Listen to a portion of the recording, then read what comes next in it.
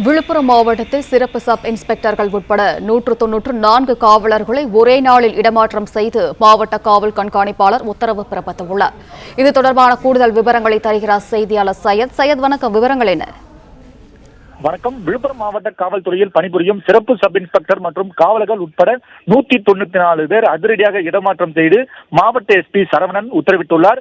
இந்த நிலையில் அனந்தபுரம் காவல் நிலையத்தில் பணிபுரிந்த சிறப்பு சப் இன்ஸ்பெக்டர் ஜெயக்குமார் மேல்மனையினருக்கும், விழுப்புரம் தாலுகாவில் பணிபுரிந்த சிறப்பு சப் இன்ஸ்பெக்டர் ரமேஷ்குமார், விழுப்புரம் போக்குவரத்து காவல்துறைக்கும், ரோஷனி காவல் நிலையத்தில் பணிபுரிந்த சிறப்பு சப் இன்ஸ்பெக்டர் நேமிதாஸ், திண்டிவனம் காவல் நிலையத்திற்கும், திண்டிவனத்தில் சிறப்பு சப் இன்ஸ்பெக்டராக பணிபுரிந்த ரங்கநாதன், பிரம்மதேச காவல் நிலையத்திற்கும் போன்ற 194 போலீசாரை இடமாற்றம் செய்து மாவட்ட எஸ்பி அதிரடியாக உத்தரவிட்டுள்ளார்.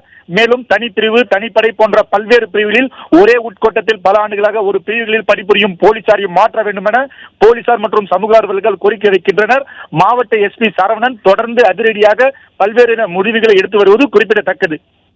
பிளே ஸ்டோர் மற்றும் ஆப் ஸ்டோரில் இருந்து பாலிமர் செயலியை QR கோடு மூலம் பதிவிறக்கம் செய்யுங்கள்.